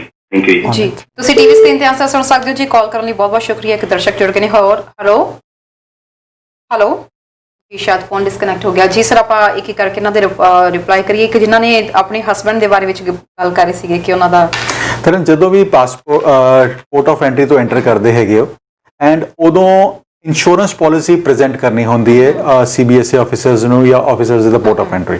ਜੇ ਉਹ ਇੰਸ਼ੋਰੈਂਸ ਪਾਲਿਸੀ ਤੁਸੀਂ ਪ੍ਰੈਜ਼ੈਂਟ ਕਰਦੇ ਹੋ ਤਾਂ ਨਾਰਮਲੀ ਤੁਸੀਂ ਸੁਪਰ ਵੀਜ਼ਾ ਤੇ ਤੁਹਾਨੂੰ 2 ਸਾਲ ਦੀ ਐਂਟਰੀ ਗ੍ਰਾਂਟ ਕੀਤੀ ਜਾਂਦੀ ਹੈ, ਬਟ ਤੁਸੀਂ ਕਈ ਵਾਰੀ ਟੇਕਨ ਫॉर ਗ੍ਰਾਂਟਡ ਲੈ ਲੈਂਦੇ ਹੋ ਕਿ ਆਫੀਸਰ ਨੂੰ ਪਤਾ ਹੀ ਹੈਗਾ, ਫਿਰ ਤੁਹਾਡੀ ਐਂਟਰੀ ਜਿਹੜੀ ਹੈਗੀ that is valid for a period of 6 months only. So ਜੇ ਤੁਸੀਂ ਪ੍ਰੈਜ਼ੈਂਟ ਕੀਤੀ ਹੈ ਇੰਸ਼ੋਰੈਂਸ ਤੇ it's valid for a period of 2 years, if not for a period of only 6 months। ਜੀ ਬਿਲਕੁਲ। ਇਸ ਤੋਂ ਬਾਅਦ ਨੈਕਸਟ ਅਸੀਂ ਮੌਂਟਰੀਅਲ ਤੋਂ ਜਿਨ੍ਹਾਂ ਨੇ ਪੁੱਛਿਆ ਸੀ ਸਿਟੀਜ਼ਨਸ਼ਿਪ ਦੇ ਲਈ। ਜੀ ਸਿਟੀਜ਼ਨਸ਼ਿਪ ਵਾਸਤੇ ਬੇਸਿਕਲੀ 3 ਸਾਲ ਦਾ ਟਾਈਮ ਤੁਹਾਡਾ ਕੈਨੇਡਾ ਦੇ ਵਿੱਚ ਹੋਣਾ ਚਾਹੀਦਾ ਜੀ। ਐਂਡ 3 ਸਾਲ ਦੇ ਵਿੱਚ ਜਿਹੜਾ ਟੈਂਪਰੇਰੀ ਪੀਰੀਅਡ ਜਿਹੜਾ ਤੁਹਾਨੂੰ ਰਿਫਿਊਜੀ ਮਿਲਣ ਤੋਂ ਤੁਹਾਡਾ ਸਟੇਟਸ ਤੁਹਾਡਾ ਪੀਆਰ ਕਾਰਡ ਆਉਣ ਤੋਂ ਪਹਿਲੇ ਵਾਲਾ ਸਟੇਟਸ ਹੈਗਾ ਉਹ 2 ਸਾਲਾਂ ਦਾ 1 ਸਾਲ ਤੁਸੀਂ ਕੰਸੀਡਰ ਕਰ ਸਕਦੇ ਹੋ। ਮਤਲਬ ਜਿਹੜੇ ਤੁਸੀਂ ਇੱਕ ਦਿਨ ਕੈਨੇਡਾ ਦੇ ਵਿੱਚ ਰਹੇ ਹੋ ਉਹਦਾ ਹਾਫ ਡੇ ਕੰਸੀਡਰ ਹੋ ਸਕਦਾ। ਸੋ ਉਸ ਤੋਂ ਬਾਅਦ ਜੇ 2 ਸਾਲ ਤੁਸੀਂ ਕੰਪਲੀਟ ਕਰਦੇ ਹੋ ਟੋਟਲ 3 ਇਅਰਸ ਤੋਂ ਬਾਅਦ ਤੁਸੀਂ ਤੁਹਾਡੀ ਐਪਲੀਕੇਸ਼ਨ ਪੀਆਰ ਵਾਸਤੇ ਸਿਟੀਜ਼ਨਸ਼ਿਪ ਵਾਸਤੇ ਜਾ ਸਕਦੇ ਹੋ। ਸਰ ਵੈਸੇ ਹੁਣ ਸਿਟੀਜ਼ਨਸ਼ਿਪ ਦੀ ਐਪਲੀਕੇਸ਼ਨ ਪ੍ਰੋਸੈਸਿੰਗ ਹੋਣੀ ਸ਼ੁਰੂ ਹੋ ਚੁੱਕੀ ਹੈ ਕਿਉਂਕਿ ਅਸੀਂ ਵਿੱਚ ਦੀ ਦੇਖ ਰਹੇ ਸੀਗੇ ਕਿ ਕੁਝ ਵੇਲੇ ਬੰਦ ਕੀਤੀਆਂ ਸੀ ਸਰਕਾਰ ਨੇ। ਤਰਨ ਹਲੇ ਬੇਸਿਕਲੀ ਆਨਲਾਈਨ ਚੀਜ਼ਾਂ ਸ਼ੁਰੂ ਹੋਈਆਂ, ਆਨਲਾਈਨ ਸਿਟੀਜ਼ਨਸ਼ਿਪ ਸੈਰੇਮਨੀਜ਼ ਦੇਖੀਆਂ ਕੁਝ, ਬਟ ਇਹਦੇ ਬਾਰੇ ਗੱਲ ਕਰਾਂਗੇ। ਇੱਕ ਦਰਸ਼ਕ ਜੁੜ ਗਏ ਨੇ। ਹੈਲੋ ਹੈਲੋ ਜੀ, ਸ਼ਾਇਦ ਸਾਡੇ ਦਰਸ਼ਕ ਜਿਹੜੇ ਇੰਡੀਆ ਤੋਂ ਕਾਲ ਕਰ ਰਹੇ ਨੇ ਤੁਹਾਡੀ ਕਾਲ ਬਾਰ-ਬਾਰ ਡ੍ਰੌਪ ਹੋ ਰਹੀ ਹੈ। ਤੁਸੀਂ ਬਾਅਦ ਵਿੱਚ ਸਾਨੂੰ ਕਾਲ ਕਰ ਸਕਦੇ ਹੋ। ਪ੍ਰੋਗਰਾਮ 'ਚ ਕਾਲ ਕਰਨ ਲਈ ਫਿਲਹਾਲ ਸ਼ੁਕਰੀਆ। ਹੈਲੋ ਹੈਲੋ, ਸਤਿ ਸ਼੍ਰੀ ਅਕਾਲ ਜੀ। ਸਤਿ ਸ਼੍ਰੀ ਅਕਾਲ ਜੀ, ਕਿੱਥੋਂ ਬੋਲ ਰਹੇ ਹੋ? ਟੋਰਾਂਟੋ ਤੋਂ ਬੋਲਦੇ ਪਏ ਹਾਂ ਜੀ। ਜੀ ਕੀ ਸਵਾਲ ਹੈ ਜੀ ਤੁਹਾਡਾ? ਹਾਂਜੀ, ਮੈਂ ਸਵਾਲ ਇਹ ਹੈ ਜੀ ਜਿੱਦਾਂ ਮੇਰੀ ਸਿਸਟਰ ਦੀ ਫਾਈਲ ਲੱਗੀ ਹੋਈ ਹੈ। ਮੈਮ ਤੁਹਾਡੀ ਆਵਾਜ਼ ਬਹੁਤ ਘੱਟ ਆ ਰਹੀ ਹੈ, ਥੋੜਾ ਜਿਹਾ ਲਾਊਡ ਬੋਲਿਓ। ਹਾਂਜੀ, ਮੈਂ ਜਿੱਦਾਂ ਗੱਲ ਕਰ ਰਹੀ ਸੀ ਮੇਰੀ ਸਿਸਟਰ ਦੀ ਪੀਆਰ ਦੀ ਫਾਈਲ ਲੱਗੀ ਹੋਈ ਹੈ ਤੇ ਉਹ ਜਿੱਦਾਂ ਮਾਰਚ ਅਪ੍ਰੈਲ ਚ ਲਗਾਈ ਸੀ 100% ਪ੍ਰੋਸੀਡ ਹੋ ਗਈ ਆ, ਬਟ ਉਸ ਤੋਂ ਬਾਅਦ ਕੋਵਿਡ-19 ਕਰਕੇ ਥੋੜਾ ਉਹਦੇ ਵਿੱਚ ਜਿਹੜਾ ਥੋੜੀ ਰੁਕ ਗਿਆ ਸੀ ਸਾਰੇ ਫਾਈਲਾਂ ਦਾ ਜੋ ਵੀ ਪ੍ਰੋਸੈਸਿੰਗ ਚੱਲਦੀ ਸੀਗੀ, ਬਟ ਹੁਣ ਉਹਦੇ ਬਾਰੇ ਕੁਝ ਪਤਾ ਨਹੀਂ ਆ ਇਹ ਕਿੱਦਾਂ ਉਹ ਫਾਈਲ ਲੈ ਹੁਣ ਡਿਸੀਜਨਸ ਕਿਆ ਦੇ ਰਹੇ ਨੇ, ਕਦ ਤੱਕ ਦੇ ਕਿਸ ਰਹੇ ਕੈਟੇਗਰੀ ਨੇ। ਸਰ ਪੀਆਰ ਦੀ ਫਾਈਲ ਲਗਾਈ ਹੋਈ ਹੈ, ਕਿਸ ਕੈਟੇਗਰੀ ਦੇ ਵਿੱਚ ਲਗਾਈ ਹੋਈ ਜੀ? ਕਿਸ ਕੈਟੇਗਰੀ 'ਚ ਫਾਈਲ ਲਗਾਈ ਹੈ ਜੀ? ਹਾਂਜੀ, ਉਹਨਾਂ ਦੀ ਪੀਆਰ ਦੀ ਹੈਗੀ ਐਕਸਪ੍ਰੈਸ ਐਂਟਰੀ ਦੀ। ਐਕਸਪ੍ਰੈਸ ਐਂਟਰੀ ਦੀ। ਤੁਸੀਂ ਟੀਵੀ ਸਕਰੀਨ ਤੇ ਆਨਸਰ ਸੁਣ ਸਕਦੇ ਹੋ ਜੀ। ਕਾਲ ਕਰਨ ਲਈ ਤੁਹਾਡਾ ਬਹੁਤ ਬਹੁਤ ਧੰਨਵਾਦ ਜੀ ਸਰ। ਕਰਨ ਪੀਆਰ ਦੀ ਸਾਰੀ ਐਪਲੀਕੇਸ਼ਨਸ ਪ੍ਰੋਸੈਸ ਹੋ ਰਹੀਆਂ ਜੀ, ਐਂਡ ਖਾਸ ਕਰ ਜੇ ਕੈਨੇਡੀਅਨ ਐਕਸਪੀਰੀਅੰਸ ਕਲਾਸ ਦੀਆਂ ਹੈਗੇ ਜਾਂ ਐਪਲੀਕੈਂਟ ਵਿਦਨ ਕੈਨੇਡਾ ਮੌਜੂਦ ਹੈਗਾ ਤੇ ਰਾਈਟ ਅਵੇ ਉਹਨਾਂ ਨੂੰ ਸੀਓਪੀਆਰ ਵੀ ਇਸ਼ੂ ਕੀਤੇ ਜਾ ਰਹੇ ਨੇ in very less time, and within 3 to 4 months we have seen ਕਿ 3 ਮਹੀਨਿਆਂ ਦੇ ਅੰਦਰ ਅੰਦਰ COPR confirmation of permanent residency ਦੀ ਉਹ ਇਸ਼ੂ ਕੀਤੀਆਂ ਜਾ ਰਹੀਆਂ। ਸੋ ਸਾਰੀਆਂ ਚੀਜ਼ਾਂ ਉਸੇ ਤਰ੍ਹਾਂ ਪ੍ਰੋਸੈਸ ਹੋ ਰਹੀਆਂ, but in case the applicant is sitting in India ਤੇ ਉਹਦਾ ਟਾਈਮ ਜ਼ਰੂਰ ਲੱਗੇਗਾ ਜਦ ਤੱਕ ਐਮਬੈਸੀਜ਼ ਜਦ ਤੱਕ VFS ਨਹੀਂ ਖੁੱਲਣਗੇ, it will take some time. ਬਿਲਕੁਲ ਜੀ ਸਰ, ਅਸੀਂ ਗੱਲ ਕਰ ਸੀ ਟਰੈਵਲ ਐਪ ਦੇ ਬਾਰੇ ਦੇ ਵਿੱਚ। ਜਿਹੜੀ ਟਰੈਵਲ ਐਪ ਹੈ ਸਿਰਫ ਵਿਜ਼ਟਰਸ ਦੇ ਲਈ ਹੋਏਗੀ ਜਾਂ ਜਿਹੜਾ ਵੀ ਇਸ ਵਕਤ ਕੈਨੇਡਾ ਦਾ ਬਾਰਡਰ ਕ੍ਰਾਸ ਕਰਕੇ ਆਏਗਾ ਉਹਨਾਂ ਸਭ ਨੂੰ ਕਰਨਾ ਪੈਣਾ? ਤਰਨ ਅਰਾਈਵ ਕੈਨ ਐਪ ਹੈਗੀ ਹੈ, ARRIVECAN app. So basically anybody who gets into Canada and ਜਿਹੜੇ ਕੁਝ ਇੱਕ ਐਗਜ਼ੈਂਪਟਡ ਹੈਗੇ ਨੇ, ਜਿਸ ਤਰ੍ਹਾਂ air travellers, air pilots, air crews ਜਿਹੜੇ ਹੈਗੇ ਨੇ ਉਹ ਐਗਜ਼ੈਂਪਟਡ ਹੈਗੇ ਨੇ, ਉਹਨਾਂ ਨੂੰ they won't have to go through that. Other than that ਹਰੇਕ ਨੂੰ ਆਪਣਾ ਪਲਾਨ ਦੱਸਣਾ ਪਏਗਾ, ਮੈਂ ਕਿੱਥੇ ਰਹਿਣਾ, ਮੇਰਾ ਕੰਟੈਕਟ ਨੰਬਰ ਕੀ ਹੋਏਗਾ, ਇੱਥੇ ਮੇਰਾ ਮੈਂ ਕਿੱਥੇ ਕੁਆਰੰਟਾਈਨ ਹੋਵਾਂਗਾ। ਐਂਡ ਇਨ ਕੇਸ ਤੁਸੀਂ ਪ੍ਰੋਵਾਈਡ ਨਹੀਂ ਕਰਦੇ ਤੇ you will face problems at the port of entry. So 21 November onward this is a mandatory thing. In case ਤੁਸੀਂ ਕਹਿੰਦੇ ਹੋ ਕਿ ਮੈਂ ਕਰਨੀ ਨਹੀਂ ਹੈਗੀ ਹੈ, ਐਂਡ ਇਹ ਵੀ ਜਿਹੜੀ ਐਪ ਦੇ ਉੱਤੇ ਤੁਹਾਡੀ ਇਨਫੋਰਮੇਸ਼ਨ ਪ੍ਰੋਵਾਈਡ ਕਰਨੀ ਹੈ ਬਿਫੋਰ ਬੋਰਡਿੰਗ ਦਾ ਫਲਾਈਟ ਤੁਹਾਨੂੰ Okay. ਪ੍ਰੋਵਾਈਡ ਕਰਨੀ ਪਏਗੀ ਤਾਂ ਕਿ CBSA ਕੋਲ ਜਦੋਂ ਤੁਸੀਂ ਕੈਨੇਡਾ ਬਾਰਡਰ ਤੇ ਉਤਰਦੇ ਹੈਗੇ ਤੁਸੀਂ ਰਿਸਿਪਟ ਸ਼ੋ ਕਰਨੀ ਹੈਗੀ ਕਿ ਮੈਂ ਇਨਫੋਰਮੇਸ਼ਨ ਪ੍ਰੋਵਾਈਡ ਕੀਤੀ ਗਈ। ਬੇਸਿਕਲੀ ਸਾਰਾ ਪ੍ਰੋਸੈਸ ਕੀਤਾ ਕਾਦੇ ਵਾਸਤੇ ਜਾ ਰਿਹਾ ਤਾਂ ਕਿ ਮਿਨੀਮਮ ਕੰਟੈਕਟ ਹੋਵੇ ਤੁਹਾਡਾ ਆਫੀਸਰਸ ਦੇ ਨਾਲ ਐਂਡ ਕੋਵਿਡ ਦੇ ਵਿੱਚ ਤੁਸੀਂ ਵੀ ਸੇਫ ਰਹੋ ਐਂਡ ਆਫੀਸਰਸ ਐਂਡ ਸਾਰੇ ਟੀਮ ਮੈਂਬਰਸ ਵੀ ਸੇਫ ਰਹਿਣ। ਸੋ ਬੇਸਿਕਲੀ ਇਹ ਸਾਰਾ ਚੀਜ਼ਾਂ ਉਸ ਵਾਸਤੇ ਕੀਤੀਆਂ ਗਈਆਂ। ਇਨ ਕੇਸ ਕੋਈ ਐਪ ਨਹੀਂ ਪੁੱਟ ਅਪ ਕਰੇਗਾ ਤੇ ਉਹਨੂੰ ਰੋਜ਼ ਕਾਲ ਕਰਨਾ ਪਏਗਾ, ਇੱਕ 1-800 ਟੋਲ ਫ੍ਰੀ ਨੰਬਰ ਹੈਗਾ। ਸੋ ਉਹਦੇ ਤੇ ਆ ਕੇ every single day you would have to call them report ਕਿ ਵੇਅਰ ਯੂ ਆਰ, ਤੁਹਾਡੀ ਕੀ ਕਰ ਰਹੇ ਹੋ। ਉਹ ਤੋਂ ਅੱਛਾ ਸਾਰੇ ਹੈਸਲਸ ਤੋਂ ਗੋ ਥਰੂ ਕਰਨ ਤੋਂ ਚੰਗਾ ਹੈਗਾ ਕਿ ਤੁਸੀਂ ਐਪ ਤੇ ਜਾ ਕੇ ਆਪਣੀ ਇਨਫੋਰਮੇਸ਼ਨ ਪ੍ਰੋਵਾਈਡ ਕਰੋ ਤਾਂ ਕਿ ਤੁਸੀਂ ਸੇਫਲੀ ਕੈਨੇਡਾ ਦੇ ਵਿੱਚ ਐਂਟਰ ਕਰ ਸਕੋ ਐਂਡ ਤੁਹਾਡਾ ਸਾਰਾ ਡਾਟਾ ਗਵਰਨਮੈਂਟ ਦੇ ਕੋਲ ਰਹੇ। ਜੀ ਬਿਲਕੁਲ, ਤੇ ਸਾਰੇ ਖਾਸ ਤੌਰ ਤੇ ਉਹਨਾਂ ਲਈ ਵੀ ਹੋਏਗਾ ਜਿਹੜੇ ਸਟੂਡੈਂਟਸ ਹੁਣ ਇਸ ਵਕਤ ਆਉਣਗੇ, ਜਿਵੇਂ ਯੂਨੀਵਰਸਿਟੀਜ਼ ਵੱਲੋਂ ਪਲਾਨ ਦਿੱਤੇ ਗਏ ਨੇ ਤੇ ਉਹਨਾਂ ਨੂੰ ਵੀ ਇਹ ਸਾਰਾ ਕੁਝ ਕਰਨਾ ਪਏਗਾ। ਜੀ ਹਰ ਇੱਕ ਨੂੰ ਜੀ ਹਰ ਇੱਕ ਨੂੰ ਕਰਨਾ ਪਏਗਾ। ਤੇ ਹੁਣ ਸਰ ਸਮਾਂ ਵੀ ਇਜਾਜ਼ਤ ਲੈਣ ਦਾ ਹੋ ਰਿਹਾ। ਸਾਡੇ ਦਰਸ਼ਕ ਜਿਹੜੇ ਇਸ ਵਕਤ ਤੁਹਾਨੂੰ ਦੇਖ ਰਹੇ ਨੇ, ਕੁਝ ਕਹਿਣਾ ਚਾਹੁੰਦੇ? ਤਾਂ ਇੱਕੋ ਹੀ ਚੀਜ਼ ਕਹਿਣਾ ਚਾਹਾਂਗਾ ਖਾਸ ਕਰ ਇੰਟਰਨੈਸ਼ਨਲ ਸਟੂਡੈਂਟਸ ਵਾਸਤੇ ਜਿਹੜੇ ਕੈਨੇਡਾ ਦੇ ਵਿੱਚ ਮੌਜੂਦ ਹੈਗੇ ਨੇ, because we have already every time spoken ਕਿ ਤੁਹਾਡੇ ਵਾਸਤੇ ਪਲਾਨ ਬੀ ਐਂਡ GTA ਤੋਂ ਬਾਹਰ ਨਿਕਲਣ ਵਾਸਤੇ ਵੀ ਮੈਂ ਹਮੇਸ਼ਾ ਕਹਿੰਦਾ ਰਿਹਾ ਤੇ GTA ਤੋਂ ਬਾਹਰ ਨਿਕਲੋ ਜੀ। GTA ਤੋਂ ਬਾਹਰ ਨਿਕਲ ਕੇ ਤੁਹਾਡੇ ਵਾਸਤੇ ਕਈ ਆਪਸ਼ਨਸ ਓਪਰਚੁਨਿਟੀਜ਼ ਨਜ਼ਰ ਆਣਗੀਆਂ। ਐਂਡ ਜੇ ਤੁਸੀਂ ਨੋਵਾ ਸਕੋਸ਼ੀਆ, ਨਿਊ ਬ੍ਰੰਸਵਿਕ, ਤੁਹਾਨੂੰ ਪਤਾ ਹੈ ਤੁਸੀਂ ਗ੍ਰੇਡ 12 ਕਰਕੇ ਆਏ ਹੋ, ਤੁਸੀਂ ਓਨਟਾਰੀਓ ਦੇ ਵਿੱਚ ਕੁਆਲੀਫਾਈ ਨਹੀਂ ਕਰ ਪਾਓਗੇ ਜਾਂ ਐਕਸਪ੍ਰੈਸ ਐਂਟਰੀ ਦੇ ਵਿੱਚ ਤੁਹਾਡੇ ਚਾਂਸਸ ਘੱਟ ਹੈਗੇ ਨੇ ਜਾਂ CC ਦੇ ਵਿੱਚ ਘੱਟ ਹੈਗੇ ਨੇ ਤੇ ICC ਇਮੀਗ੍ਰੇਸ਼ਨ ਨਾਲ ਕੰਟੈਕਟ ਕਰੋ। ਸਾਡੇ ਕੋਲ 50 ਪੋਜੀਸ਼ਨਸ ਹਸਪਿਟੈਲਿਟੀ ਸੈਕਟਰ ਦੀਆਂ ਆਈਆਂ ਹੈਗੀਆਂ। ਆਪਣੇ CV ਸਾਨੂੰ ਫਾਰਵਰਡ ਕਰੋ। ਜੇ ਤੁਹਾਡੀ ਹਸਪਿਟੈਲਿਟੀ ਦਾ ਡਿਪਲੋਮਾ ਕੀਤਾ ਤੇ ਈਵਨ ਨਿਊ ਫਾਊਂਡਲੈਂਡ ਦੇ ਵਿੱਚ ਸਿਰਫ 6 ਮਹੀਨੇ ਕੰਮ ਕਰਨ ਤੋਂ ਬਾਅਦ ਤੁਸੀਂ PR ਵਾਸਤੇ ਕੁਆਲੀਫਾਈ ਹੋ ਸਕਦੇ ਹੈਗੇ ਹੋ। ਐਂਡ ਅੱਜ ਜਿੰਨੀਆਂ ਵੀ ਓਪਰਚੁਨਿਟੀਜ਼ ਹੈਗੀਆਂ ਇਹ ਸਾਨੂੰ ਸਾਰੀਆਂ AIPP ਵਾਸਤੇ ਜਾਂ PNP ਵਾਸਤੇ ਕੁਆਲੀਫਾਈ ਕਰਾਉਣਗੀਆਂ। So forward your CVs and ਇੱਕ ਚੀਜ਼ ਯਾਦ ਰੱਖਿਆ ਜੇ ਪਲਾਨ ਯੋਰ ਮੂਵਸ। ਇਸ ਤਰ੍ਹਾਂ ਨਾ ਹੋਵੇ ਕਿ ਤੁਹਾਡਾ ਟਾਈਮ ਨਿਕਲਦਾ ਜਾਵੇ, ਤੁਸੀਂ ਸੋਚੀ ਜਾਓ ਕਿ ਮੈਂ ਇੱਥੇ ਹੋ ਜਾਊਂਗਾ ਉੱਥੇ ਹੋ ਜਾਊਂਗਾ, ਬਟ ਪਲਾਨ ਇਟ ਵੈਰੀ ਫਰਮਲੀ। ਤਾਂ ਇੱਕ ਪਲਾਨ A ਪਲਾਨ B ਤੁਹਾਡੇ ਕੋਲ ਜ਼ਰੂਰ ਹੋਣਾ ਚਾਹੀਦਾ।